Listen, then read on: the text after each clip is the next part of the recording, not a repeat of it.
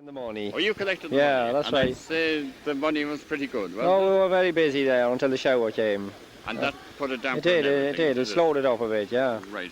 Would you say it was as good a day or better than last year? Well, I would say it was probably better. Better. Yeah. But you were very busy for the last few days working, trying to get everything. That's right, shipped. yeah, we were. We were putting up the stalls for the vegetables and cake stalls. How did they go? Did they go well? Well, I wasn't down on it. Didn't have time. Didn't have time to get around there. I think they done reasonably good enough. Grand. I think Well, they did, thanks, yeah. Willie.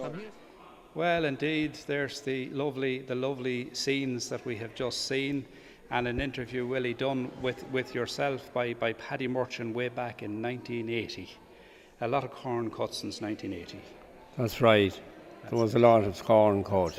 Yes. Yes. And of course, the show started in 1976.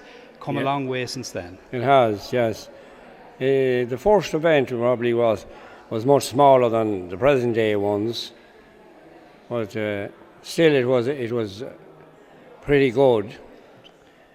And there was £1,000 profit, which was donated to the church. The church was being extended at the time, and that's really why the thrashing really got going.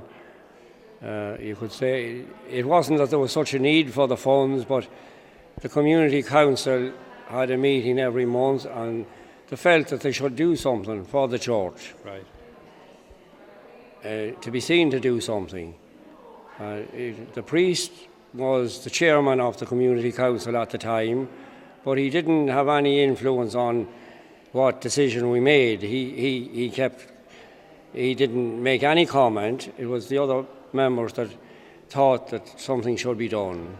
So and that's how it all started. Very good. With a good committee, and of course the committees have built on and improved over the years. The number of people that we had there on the community council wouldn't have been able to run the thrashing on their own, so we had to look for help. Our neighbours that had worked on thrashing mills around their own locality, and they knew what to do at the mill, and they were the ones that we were in search of.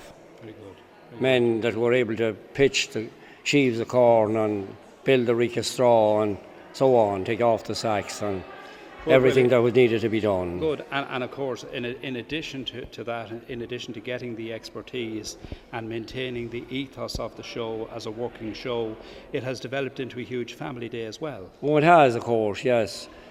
Well, the fact, I suppose, for that first thrashing was that the mill that we had and the engine that we had, they were part of a set originally when the mill was new.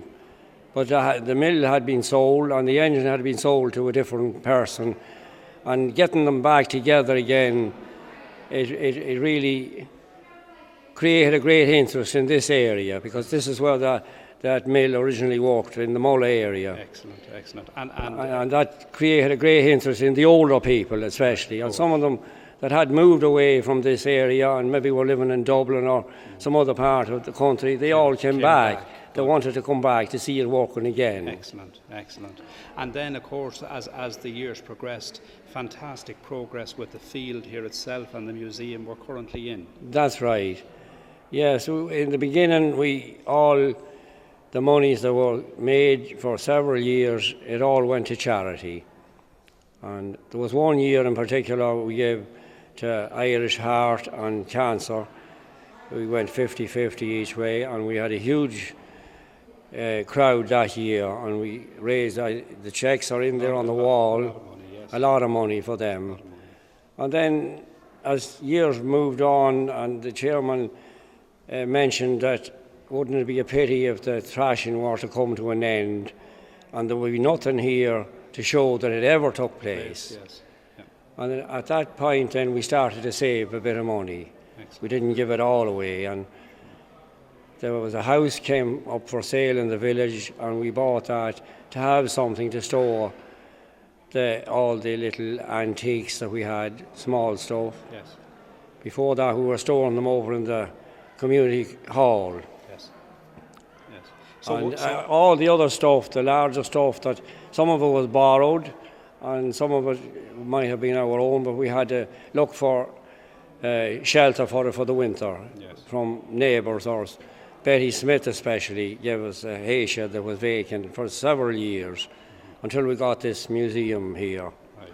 But once again, the museum, as I say, and the wonderful work, it's just indicative of the whole community spirit that is around this area and amongst the people. Yes, and so many people helping to keep the show alive. Very good. And they seem to be growing all the time. Even people from outside the parish wanted to get involved because they had an interest in what was going on, and maybe they had some piece of machinery they wanted to lend to the museum. And that's how it all built up to what it is today. And of course, Willie, as we progress into the 2014 show, it was a very special evening for you here this evening.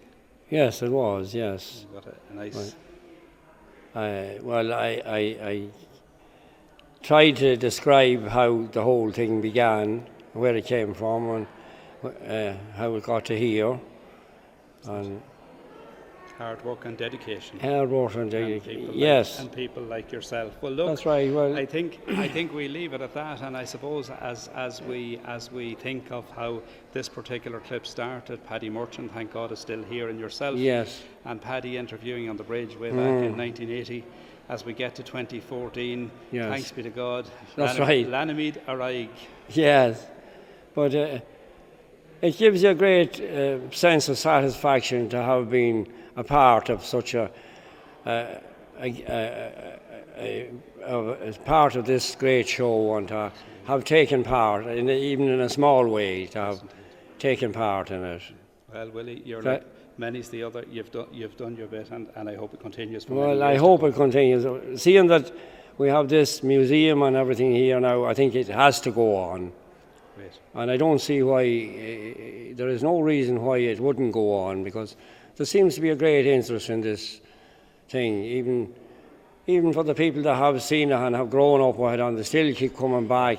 But their children and their grandchildren are so curious to know how their parents and their grandparents lived off the land. Yes. And that's what it was all about. I think that's why it's so important to the people, that it was a way of life at the time, that it was just the way they survived off the land.